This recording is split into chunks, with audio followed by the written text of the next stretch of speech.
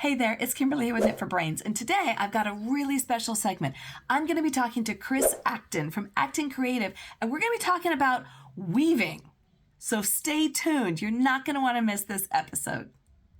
I am so excited to be welcoming Chris Acton to the channel today, to Knit for Brains. Chris has a company or a channel called Acton Creative. And so tell me, how long have you been doing this and what got you into all of this? Yeah, first of all, thank you so much for having me on your channel. You I just jumped right in, didn't I? I know, I totally did. I love that. I think that, YouTubers are kind of a small and unique breed. So it's always so fun to connect with others that are doing the same thing. Having that kind of creative outlet, I love that. Kind of niche-y. Yeah, it totally niche-y. That's a great word. Yeah, it's a great word. Yes. Yeah. I got started weaving 19 years ago now, which is crazy to think about. But I was in the corporate world for a very long time, and the job was fine. It was fine. It wasn't sucking the life out of me, but also wasn't very satisfying. And I thought, well, I should take a class. Like, I should find something to mix it up. I should learn a new skill. I should do something out of the norm. Now, you should know that I come from 2 retired teachers. So that was pretty standard. Go take a class, go learn something, whatever. So, so I had always done crafty things. My grandma was a home ec teacher. My Aunt Laura had a craft store. Like that, it wasn't a new. It wasn't like I went from zero to weaving, which most people don't. Interestingly enough, most people go through some other a path gateway to get there. Yeah, gateway. Exactly. Yeah, exactly right. Exactly right. Yes. Yeah. So, so I took a weaving class, and it was love at first sight. I thought, this is it for me. I could do this all day long. This is really it. So, yeah. So about 3 years after my first weaving class, I quit the corporate gig, and I moved in with family. And I thought, I'm just going to weave all day long, which turns out is not a real sustainable plan. But I, I did part-time jobs for a very long time. I did art fairs. I did markets. I did all of that kind of stuff. Because for me, I was like, well, I'm going to weave, I'm going to make stuff, I'm going to sell stuff. Like, that's all the artists around me were doing that route, which was fine. But when push came to shove, I didn't really love it. Like, I didn't love retail. So about, 2017, 18, somewhere in there, I was like, I don't want to do it anymore. I'm not making any money. I'm not having any fun. So I need to find some other way that I can weave and still support myself, that kind of stuff. So I tried a lot of things in that. I tried doing a lot of custom stuff. I tried just online business, like that kind of thing. And 2020 in February, ironically enough, COVID. Exactly. I put up my first video on YouTube. And it was supposed to be short format. Like, I was like, I'm a kind of a short, punchy person when I deliver information. I'm like, I want to be quick and to the point. Like, that's the whole kind of idea of it. So the video is probably, 6-7 minutes. It was, I filmed it wrong. I had it all vertical. I had broken my wrist, so I had a cast on my wrist. Like, it was, I didn't wear lipstick. Like, it was all weird, but you start somewhere, right? Yeah. You have to just dive in and do it. So I thought, for me, my plan was to do one, small video per week. Like that was going to be the pace that I went. And turns out I really love having an online business. I love the fact that, weavers for the most part are kind of solitary crafters, artists. It's a solitary craft. Solitary craft. It's hard to lug around a loom. That is just the God's honest truth. So what I found is that the internet is brilliant for creating the sense of kind of community, for finding your own weirdos, if you will. And it's really, I think for me, that's been so satisfying, is to be in a position where I can help bring weavers from all over the world together to ask questions, to learn from each other, to support each other. It's just been really, really special. So turns out it's a lot of fun. If you would have told me I had an online business 10 years ago, I'd be like, you're lying through your teeth. There is no way. But it's really, I really enjoyed it. And I think that it's just a really, a great way to make an impact as well. It's not just that you can make money on it. Yes, you can, of course, but you can also really make a difference. And I love that kind of combination of what's possible. Yeah, exactly. I think, I started knitting and crocheting probably back like in 2005, but didn't really get Oh, into it. And I yeah. worked in healthcare, and then COVID hit, and it was my therapy. I would come home and I would crochet and knit and watch Golden Girls and Schitt's Creek. Oh That's man. what I did for 4 years. Yes, I That believe was it. it. You would Yeah, have and to. How do you survive that? That's how do you? crazy. So it was awful, and so I really kind of got into crocheting through that. And my husband was going to be retiring, and he goes, "Let's start a YouTube channel." And I'm like, "Why? Like, what do we do that's interesting to anybody Right. at all?" And Yeah. he's like, "No, I read this thing where if you do 2 YouTube videos a week, that you'll have 1 million followers after a year." And I was like, yeah, I don't know about that. Yeah. And then he didn't retire. So I started the channel and I'm like, I don't do anything except crochet and knit. So it was kind of the same thing. My first videos, I was like, oh, I'm so sorry. Rough. Right. Yeah, Yeah. it was rough. It was very, very rough. But then you just kind of get your personality. And you're right. You just meet this community of, I love weirdos. I love that Right. term, Absolutely. and Yeah. it's Yeah. Do you like, know what I it's a think is so solitary thing. Yeah. Do you know what I think is so cool though, Kimberly? I meet very few people that do both knit and crochet. That is really rare that you Yeah. have like not taken a side, but taken both sides. You're like, I'm going to do all the things, which I think All is the things. awesome. All the things. Because most people I meet are firmly in one camp or the other. They're like, I Oh, like yeah. one hook or I like two needles. So like I Yeah. don't, it's so Oh, yeah. so I love that you just kind of you're like, I'm gonna do it all. I'm gonna I'm take gonna it do all all of in. it. Yeah, do all of So it. I think every that's year I'm like, fantastic. all right, I'm gonna do some crochet. I'm gonna do some knit. I think I like crochet because it's faster. Like I made this in like three So cute. days. It's Yeah. so cute. Yes. Yeah. And it Yeah. uses up a lot of yarn, which my husband loves because more yarn used up, the better, right? He likes that. And so, and as a matter of fact, Clearly. in 2025, which is why I was excited to be working with you, Yeah.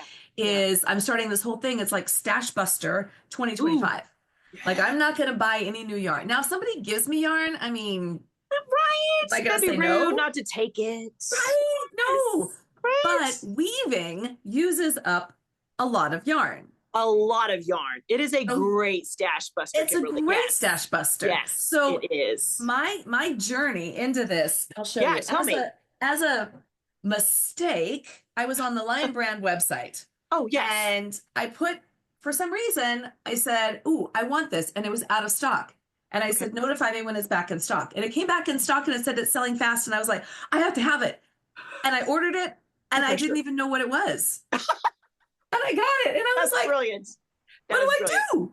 What do I That is do with this brilliant. thing? And I put it Right. together, and then I realized how cool it was, but then how small it was. Yeah. And I Yeah. was like, I can't do a lot on this. And I realized it's basically for making swatches for the most part. Yeah. Do you know what width it is, Kimberly? Is it like a 9-inch or is it bigger than that? Oh, it's bigger than that, probably. 12-inch? I'm not good with measurements, but Yeah, that's okay. That's all right. I mean, you can still do quite a bit on that. Here's the thing to keep in mind is that it's not just the width. You can probably do quite a bit of length on it. So you could Yeah. do scarf.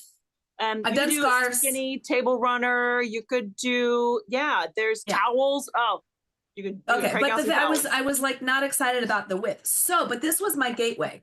Yeah, And I love went, that. this is cool. So then I Right. joined the Weavers Guild, my local Weavers Guild, and I thought that'll be fun. Oh, good, you have one. That's fantastic. Yeah, Good for and you. it's pretty. Well, I haven't really been in a while. Yeah. Because I wasn't weaving, but yeah, it's Yeah. pretty active. And Good. so Good. the first meeting, I go there with my husband, and he was sitting with me because he's an engineer, so he loves all How the does it work? stuff. Yeah. He loves Yeah. all the things, right? You would, looms. Yeah, I would think he'd get Yeah. into that. Oh Yes. yeah, huge. Yeah. As a matter of fact, Yeah. he's had 2 friends that are engineers want to come over just to look at the loom, and I'm like, Yeah. you guys are weird. Talk about weirdos. You guys are weird. So they have this buy thing at the beginning, like, hey, these looms are for sale. And I guess my eyes lit up, and the lady running it, she said, "You look like you need a loom." And so I got this baby. I call her Fiona the floor loom.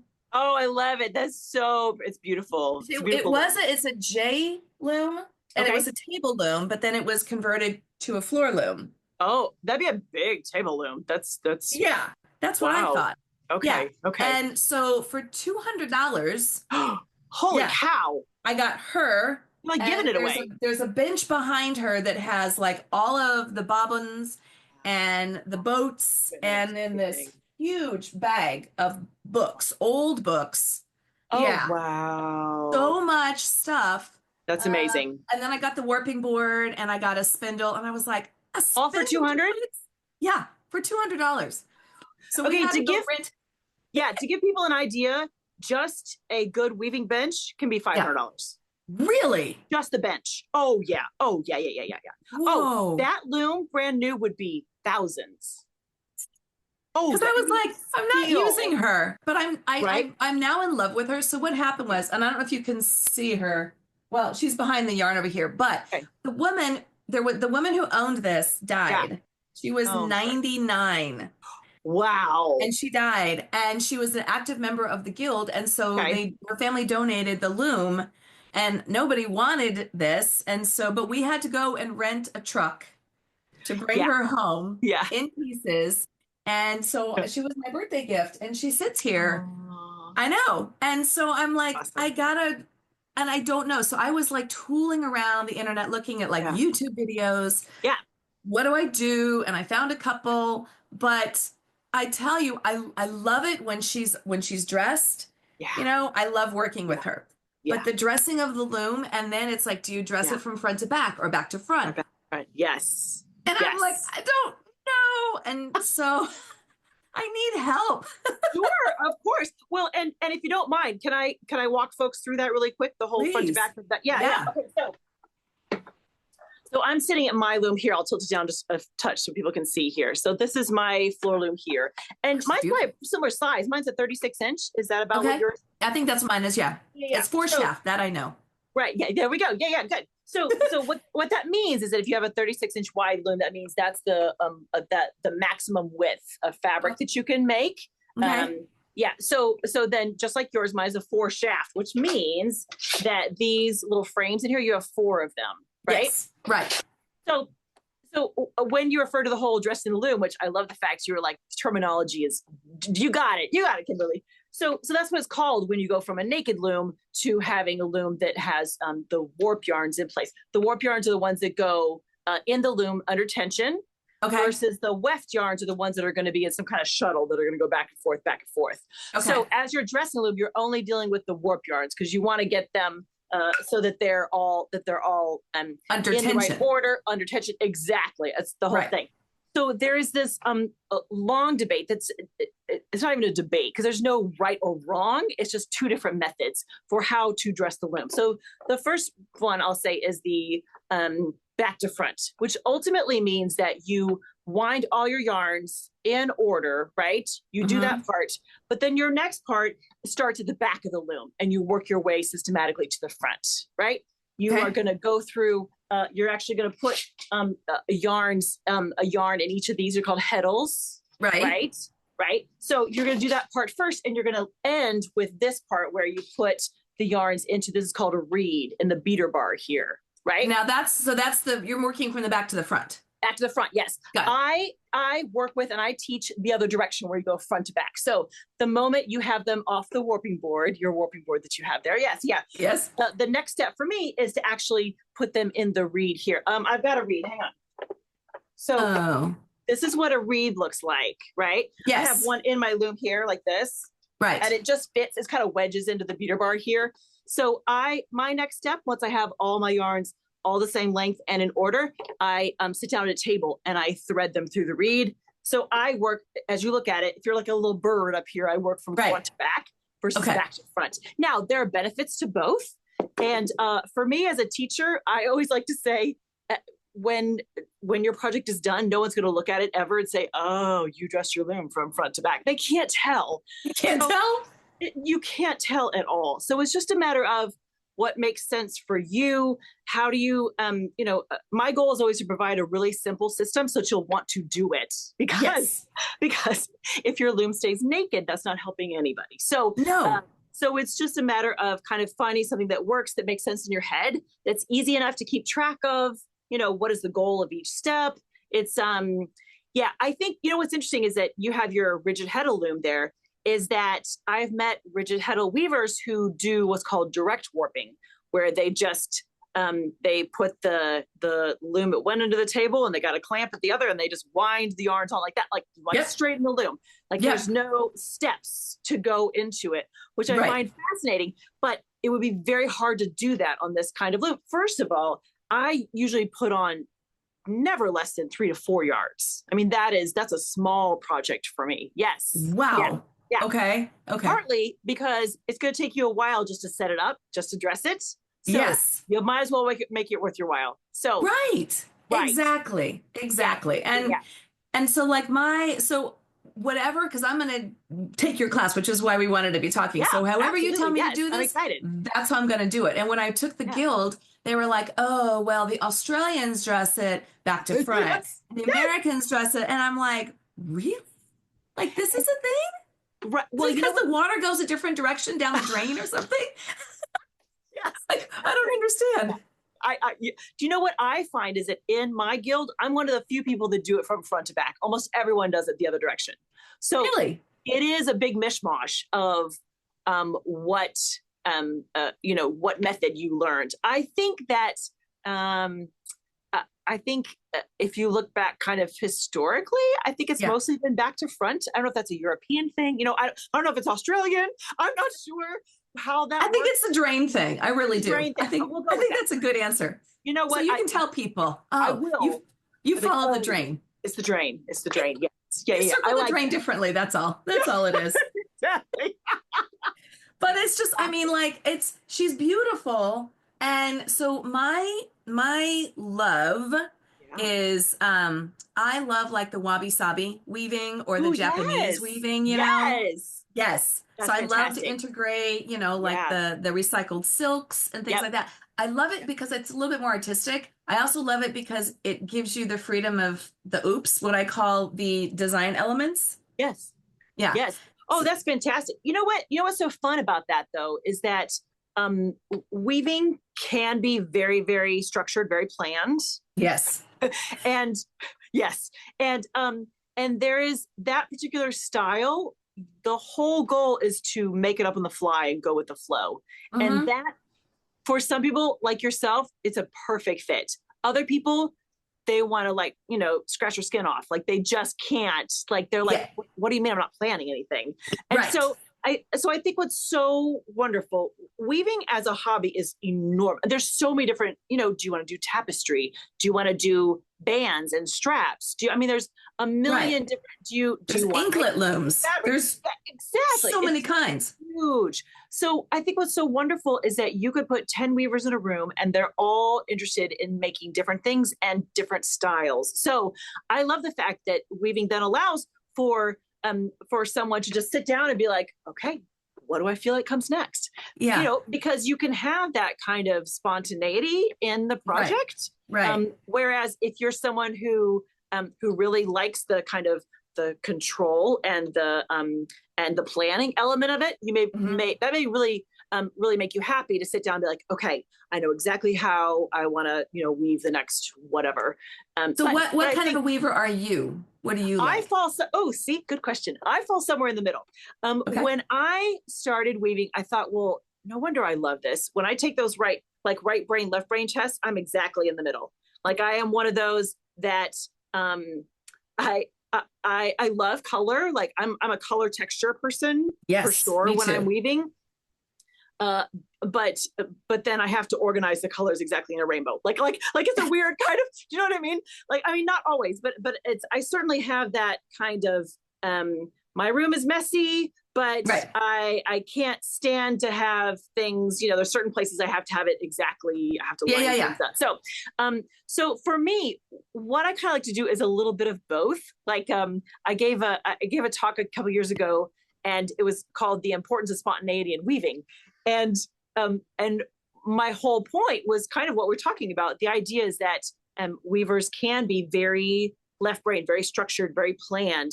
And it is good for us to throw that out the window on occasion and be like, okay, but what if we just try this? What if this, even though I think the color's gonna be bad, what if I just throw it in and see what happens? Which for someone like you, if you like the kind of the wabi-sabi kind of idea of just, put in whatever, That's Right. awesome, because that's the approach you're coming from, that kind of, I'm not going to make a plan. I'm going to give myself the structure, like this place to start, and then I'm going to let it unfurl and just see what happens.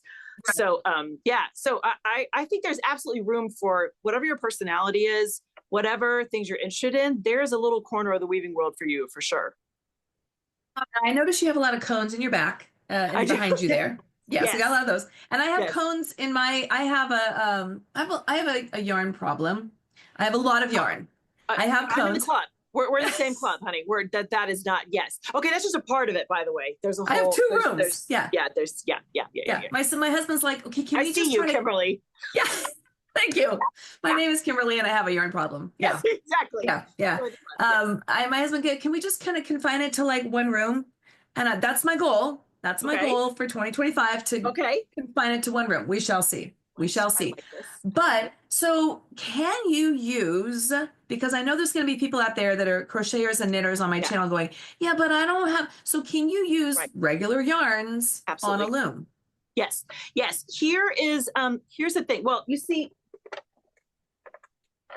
weavers buy yarn like this because we need so much. Mm-hmm. Mm-hmm. So I just don't ever buy skeins or balls of yarn because I go through it like this. Okay. However, that's not to say you can't use it. Here is what's interesting about weaving is that there's no bad yarns. It's just a matter of where you put them.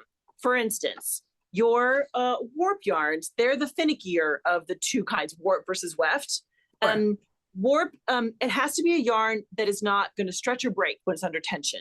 Sure. So that's why we love some cotton, like a cotton, a tencel, Okay. maybe a wool, depending on the kind of wool. Like there's certain Right. yarns that I'm like, cotton's like a go-to for me for my warp yarns because I know it's not going to break. Okay. So what I like to do, especially if I'm going to do like a stash busting project, is that I will put cotton yarns in the warp, Right. and then like all hell breaks loose for the weft, like whatever I got for the other stuff. Yeah. Yes, exactly. Yeah. Because if it's in the shuttle, like you're just wedging it in there. As a matter of fact, to your point about kind of stash busting, like I love to use recycled materials. I'll use like old neckties and cut them into strips, Yep. and then I just put them in the weft of the project. So the weft, that's where your real playground is, because it can be anything. The warp is just the one that you want to be a little more thoughtful about, just because the second the tension is wonky, weaving's not fun. It's not. If you're breaking, Been there, done that. yarn, yeah. Yeah. Or it snaps, in the middle, and you're like, Nope, no. it's not fun. It's not. No. It's not No. fun at all. Yeah. And so I've had all those things happen. And then I'm just like, so Fiona sat there, Yeah. but it wasn't her fault. So I'm not making her in timeout. It's, Right. it's, when you look at a bad child, you have to look at the parent and go, it's kind of your fault. Maybe right. Yeah. So Yeah. it's not Fiona's fault. Right. It's my fault. There we And go. so That's all right. We'll yeah, bring I just Fiona wanna into it. Well, yes. Yeah. start from scratch, and I want to fall in love with this. But like knitting and crocheting, when you were saying before, like nobody just starts with weaving. Yeah. That was my gateway. And then Yeah. it just rolled into this. Right. And I believe it. it's so much fun. And then once you get going, and then you fling and you throw the boat through it, Right. There's a certain kind of meditative quality to it. Yeah. You can really get in that rhythm where you like switch the shafts, throw the shuttle, switch the shaft. I mean, it's just, you just, right. And I find for me that as much as I've tried a million other crafts along my, many decades, Right. nothing else has ever come close to the magical kind of process of making fabric. Like for me, that is just mind-boggling. I'm going Right. to make fabric. And what I think is awesome, and I like to share with folks that aren't weavers or don't really know much about it, because that's most of the population. Right. In your everyday life, you deal with something woven every single day. It's probably not woven by hand, but your sheets are woven, your towels are woven, your blue jeans and your khakis are woven, your seatbelt is woven. You are every day, you are dealing with woven items. So to be part of this craft that is so old but still so relevant, it's really special. Yeah. It's very special.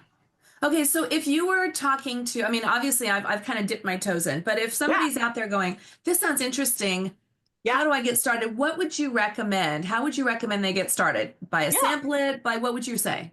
absolutely. I well, first of all, I'll clarify is that of your two styles of looms, I don't have a rigid heddle. I That's a style of loom that I started on a multi-shaft loom, which there's nothing wrong with that. It's just a matter of what you'll find is that a rigid heddle is almost always less expensive. So Mhm. if that's certainly a factor, which I don't blame you, is always gonna be less expensive to find a rigid heddle loom. Um, but there's always used looms everywhere. And your fantastic story with Fiona is Yeah. that there's a lot of used looms out there that you can find one that's a 4 shaft or an 8 shaft. Those are both very common kinds, Right. especially when it comes to floor loom. You can find them on table looms too, Okay. the 4/8 shaft or even more when it comes to it. But I think if you're interested in giving it a try, for sure. So first of all, if you have a local Weavers Guild, they're an endless source of information. Right. Of course, everyone is welcome to come hang with me over at the Acton Creative channel.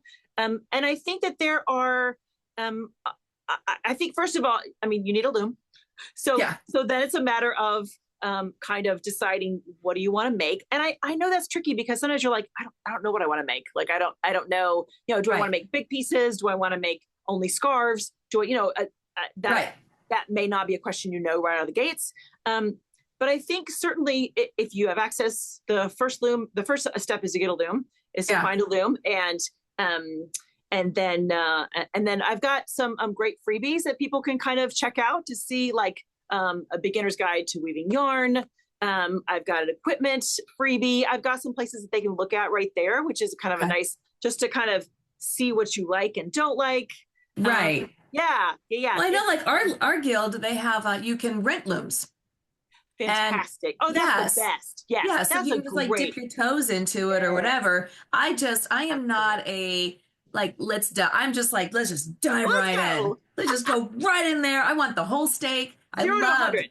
you sent out an email about a steak salad that Steak I salad. was drooling over. Yeah, I love your emails. They come out, and because I started watching you on your live, which is fantastic. It's very interactive. Thank And you.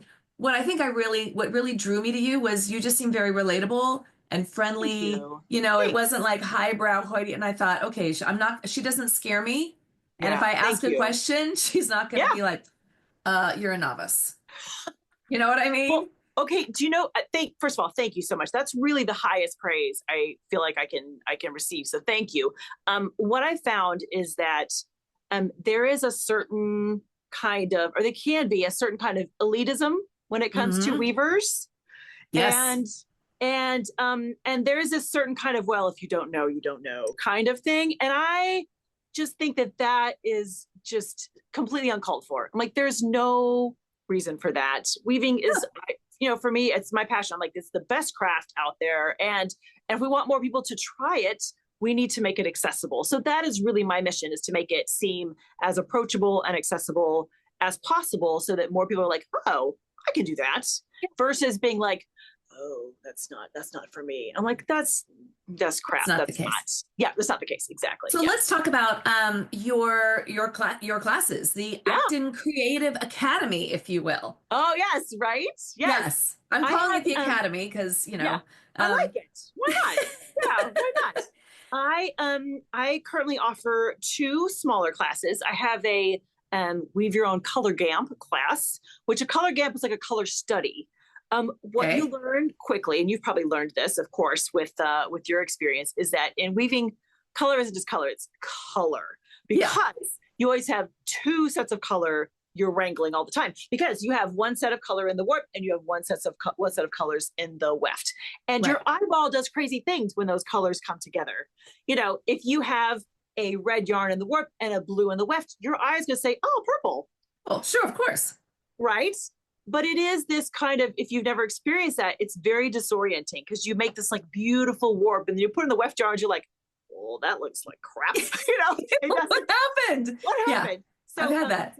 So I have this really simple, easy course all about how to make a color gamp, which is just a study of trying all these different kind of like a little rainbow kind of thing. Like a color wheel sort of a thing. It's exactly like a color wheel. Yes. Yeah. So that's the first one. I also have a small class called Reading a Weaving Draft. So in the weaving world, people have a visual representation of how a pattern comes together. It's called a draft. And Okay. I kind of equate it to like reading music. It's kind of like that. Okay. Like we have charts. Will you read Yeah, crochet charts, knitting charts? Exactly. Okay. Exactly right. So, pardon me, I have a class all about kind of how to tackle that, how to learn, what represents what and how you can put it together just by, you don't have to have any words at all. Just by having the visual, you can say, okay, I can do this pattern. Okay. But then the big course, the one that's coming up, and we'll be opening the doors in January, is called the Dress Your Loom course. And this is kind of the flagship. Exactly. This is kind of the flagship course. And it is a step-by-step, easy, no nonsense system for how to dress your loom. What I found is that that's one of the number one places where beginning weavers get hung up. They're like, I don't know what comes next. I don't understand where I went wrong. Like it's just, and as we've discussed, you can ask, you take 10 different weavers and they all dress your loom differently, which is fantastic. And you can modify it eventually, but you need a place to start that encourages you and that you feel like, oh, I can do this. So, yes. So that's kind of the whole goal of the course, is to give you a system that's easy enough that you're like, oh, I got this. I can be weaving in no time because I understand what goes where and how to put it all together to then throw a shuttle. I think is the key, because like I said, we had looked at different videos and we'd be watching this video, not realizing this was a front to back dress. And then we watched another video and then it was like a front to back, and then the opposite. And one day my husband came in and I was literally on the floor and I was crying. Oh, I took no. it off of the warp. Oh no. Right? Or off of the board, warping board. Warping board, right. Yeah. And it was all tangled. Oh no. And I was literally pulling them out, tangle by tangle. Oh yeah. No. And he sat with me and it took a long time, but he bless his heart. And then he made me, let me see if I can, this. He sounds like a very patient guy, Kimberly. He is extremely patient. I can't find it. He made me something that had, that goes across the top here, across here. Yep. And he put little tiny nails. Oh yeah. Oh, he made you a rattle. A rattle. He made me a homemade rattle. Wow. This guy, he's so committed to me, to having this on, and I can't find it because it's dangerous. It has needles coming through the whole little nails. Yeah, you got to be careful. Yes, it looks like some kind of a medieval, torture thing that you would hit somebody with. So I was like, don't get me mad because I'm going to come out swinging this thing. Like, please no. But it's, I'm really, really, really excited about getting this. So when I saw you were offering this class, I thought, this is what I want to do. Now I know a lot of my subscribers are going to be like, oh, but I don't do this. And my invitation is, you have to give it a try. Yeah. Just try it. Like I even have a pin loom, like a little tiny pin loom. Oh, sweet. Yes. Yeah. Which I haven't even started that yet. I mean, I've got a lot of weaving in my future. I just don't know where to start. So I'm looking to you to help me do this. I love that. I think that, first of all, weaving is not for everyone. That is for sure. It is. Okay. I tell folks you have to be a little crazy. You have to be a little bit. I mean, it could take me, 6 hours to set this up. I mean, that is just to set it up before you even start weaving. So that's the part. There is a certain kind of, you have to enjoy all the parts of the process, but you have to be okay with, get into the groove of, okay, I'm going to sit here and I'm going to thread these 325 threads, one at a time, whatever. So certainly I will start with that. Weaving is not for everyone, and that is okay. However, I think that there are parts of weaving that can appeal to so many people if only they had a way to get into it, like that kind of, a place to start and to just give it a try. So I love, one of my goals is absolutely to talk to other kinds of crafters to just have kind of a conversation about, what are you working on? How does that, can that lead to weaving? Do you have other kind of connections to it? So this is perfect. This has really been great. Yeah. I mean, because there's so many. I mean, even when you think about like macrame is a type of weaving. So I think there's a lot of avenues that people can go into, but when let's see if I don't have my piece. I did a piece and I was going to show you, but I was embarrassed because it had all kinds of little twiddly bits into it. Yeah. Don't ever and then I actually did a Mobius scarf. So I've done a couple pieces. The scarf is beautiful. Okay. Yes. You did a great job. You're a good seamstress too, by the way. P.S. Oh, thank you. See, Yes. I don't think, and people, oh, you're a great designer. I'm like, nah, really? I don't know. I don't know about that. Yeah, Well, it's just, I don't sew at all. So yes. I mean, I understand. If you put a sewing machine in front of me, I could do it. yeah, yeah, yeah. But long ago, I learned that sewing hand wovens is a whole different beast, and I was like, I'm going to pay someone all my money to do this for me because I don't. Yes, because I will throw it out the window if I have to do it. Yeah. So Yeah. I think that is part of, and that is, boy, isn't that just part of getting older too? You're like, you find out what is worth your time and energy, and you're like, okay, this I enjoy, this not so much. I don't have to do this again. So yeah, absolutely. Yeah. All right, I have to ask, and then because I know I don't want to take up too much more time. What is it that you're working on? Because it looks beautiful. I love the colors, purple and blues. Yep. Let me show you. So I am, this is a set of 3 table runners. And this is in a pattern called Overshot. So Overshot is kind of the weaving pattern for weavers that love pattern. Like there's all kinds of different variations, and there's just amazing things you can do with Overshot. But Overshot is a little more of a kind of advanced pattern because you're always wrangling 2 shuttles, always. Okay. And the actual process for threading is a little more complicated. Like there's just, it's not a beginning level. It's like an intermediate level pattern. Okay. People can absolutely do it, of course, but you just have to have a few more bits of knowledge to put it all together. So I'll show you a little bit how it goes. So when you're dealing with 2 shuttles, like in this pattern, I always do kind of a follow the leader kind of thing. Okay. So I always lead with one and then follow with the other. It also keeps it, like Kelsey, keep track in my head where I am in the pattern. So in this type of pattern, Overshot here, this shuttle, this weft yarn is what's going to be plain weave, which is just like a pot holder, over, under, right? Gotcha. Okay. Yeah. You'll hear weavers call it tabby as well. Okay. Plain weave tabby is pretty interchangeable when it comes to right. I've heard that. This weft yarn is the one that's going to hold the whole thing together. This is the one, this is like the responsible weft, right? This is the one that's going to make sure it's fabric that, it holds together. So this is the Brit for me. Yes. Yeah, exactly. So this goes first. You beat it down. And then beat it. Yeah, exactly. Yes. Squish it. Yes. Squish it with the beater bar. Yep. Squish it. And then I don't know if you saw, but I changed my feet. So I had shafts 2 and 4 lifted for my plain weave. And then this is my pattern one. Now this one has a whole bunch. I don't know if you can see, but I've got about 6 little yarns all together. That's beautiful. There. Thank you. I put a little shiny one in there. Yeah, you did. It's all fancy. Yeah. So for this one, then I need to switch which shafts are up and down. So for me, I'm going to lift shafts 1 and 2 together. Okay. So that's how you're going to get a different look here. So then this guy goes through the shed space. That's what this is called, the little break in between the yarns here. It's called the shed space here. I'll pull this forward and I'll switch. Now I have all my shuttles on the other side. So now I'm coming back to this one, follow the leader always. So this is first. Okay. And this, I'm going to lift 1 and 3. You know how I said it was like a pot holder? Right. So this one is always 1 and 3 or 2 and 4. Like those are the only 2 options. That's what holds it all together. And I'm guessing when you do like the wabi sabi, are you doing just like a plain weave, like a over under?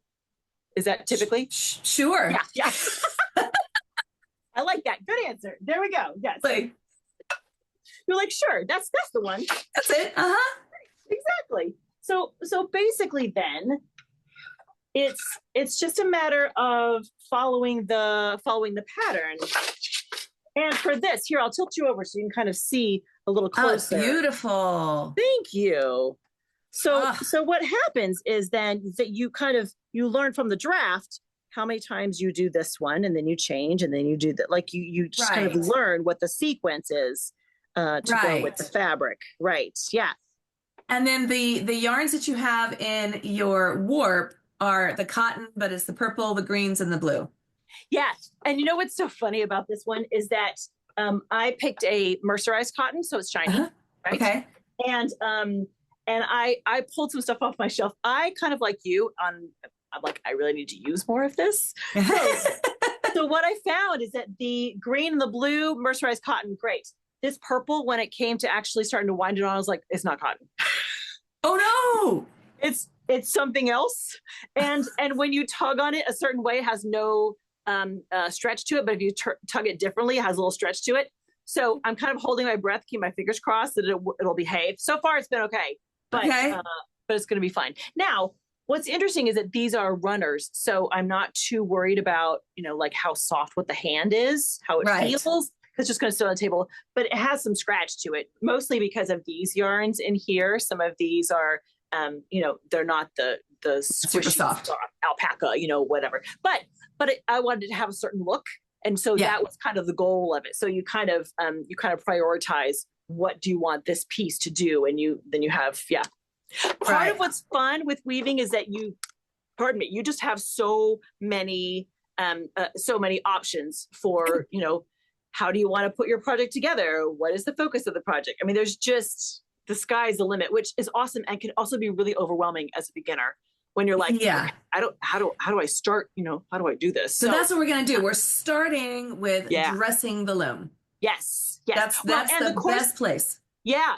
And the course will have or however you're learning it. Basically, the way I teach it is that there's 6 modules, and the first 4 are the dressing the loom, and then I also teach you the basics for how to actually weave, and then how to finish the project as well. Because just when you cut it off, you're not necessarily done. You may have to, do you have to wash and dry it? Do you need to hem it? Do you need to, do some fringe? Whatever do you need to do?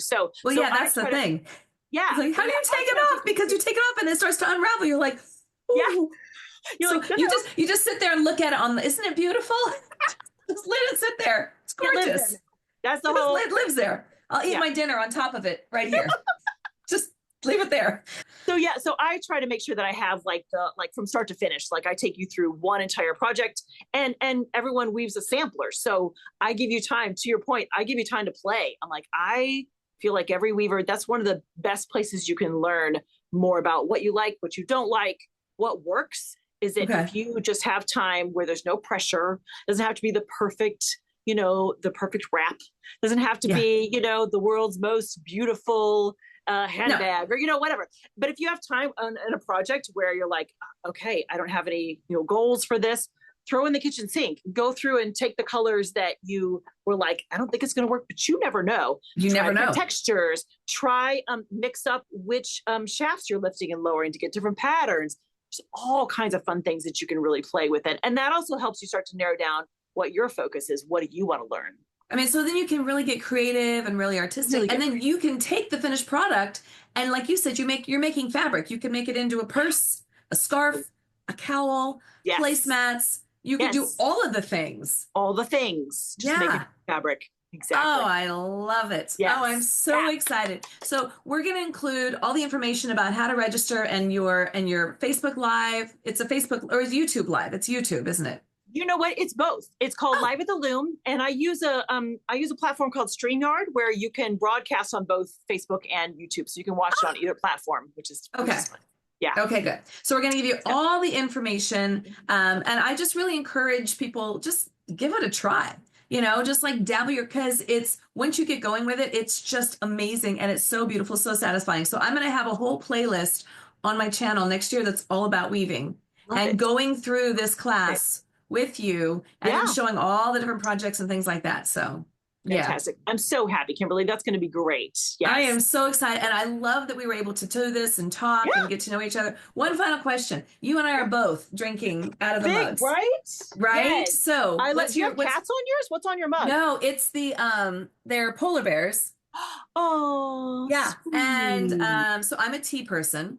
And I love the smell of coffee.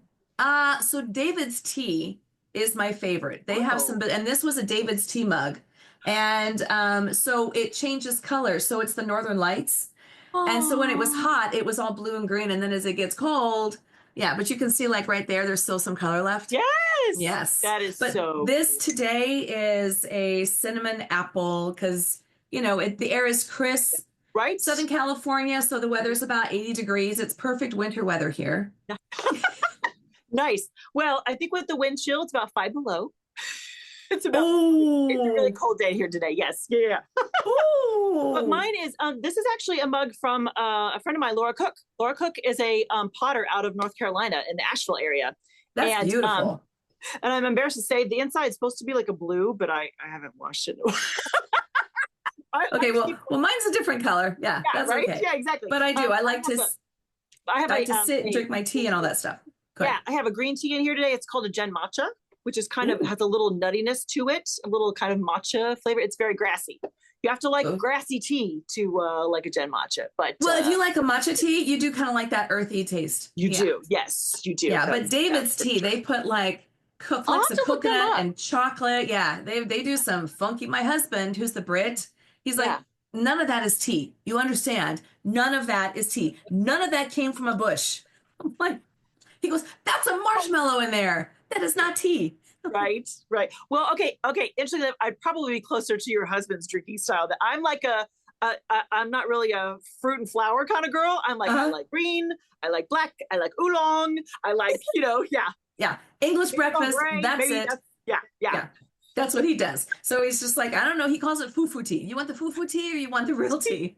Oh my God, that's so cute. Does he Yeah. put milk in his tea? Does he Of do? course. Milk, Does not he? cream. Not Yes. cream. No, no. Put some milk in the bottom and then he has to, I've Oh, I love it. learned. I I love it. have learned. Yeah. Yes, I So, can imagine. anyways, gosh, Oh, it has been so much fun. I feel like I've a new so much. friend. I know. I Yeah. love this. I love it. Yeah, me too. So, Yes. so Thank you we'll so maybe we'll much. even do some updates, maybe through the Yeah, program. I'd love to come back and say, here's how this worked, or what are we doing next, or whatever. I would love that. Yeah, that would be Okay. awesome for sure. So I will include all the information, but is there anything that people need to know how to find you? Your website is the best, Yeah, or I would say website is always a great place to start, actingcreative.net. But if you're on Facebook and YouTube, those are the two big places that I show okay, up. And they can always kind of find all the good stuff there. And kind of like you alluded to earlier, I send out a little love note every Wednesday, my emails to everybody just to make sure that you're getting any kind of free, like helpful resources. right. So I always say that if you're folks who likes to get little, sweet little notes every week, then that's a great place to connect to. And they're fun. They're very relatable. I loved it. So Thank I you. look forward to it. And Fiona and I will be seeing you very soon. So excited for you and Fiona. So excited. She's about, I think she was built in 1958 is what I remember seeing. I actually had Oh, the original wow. sales receipt. What? Yeah, How special is that? Kimberly, it that's really is so special. cool. And the woman who owned it, her name is Joyce. So they gave Love me the it. memorial from her, like the card from her memorial. Aw. Yeah, so she's up on the wall. And she was a Brit. She's this beautiful, so I had to give it a British name. So anytime I'd have a problem, I would turn to her and go, Fiona, Joyce, what am I doing? Yeah. So the three of us will be joining the class, and I am really excited and can't wait to see what we get to create together. That is awesome. Well, thank you Yeah. so much for the opportunity to chat with you. This has been really, really special. Thank you. Yeah, it really has been. I love it. All right, and we'll be in touch soon. I'll give all the information for all of your classes and stuff. But Chris from Okay. Acton Creative, thank you so much. I've loved having you here. Thank you so much. Hopefully it'll be the first of many times. I would love that. Absolutely. Absolutely. Excellent. Hey, take care. All right. Thanks. Thank you.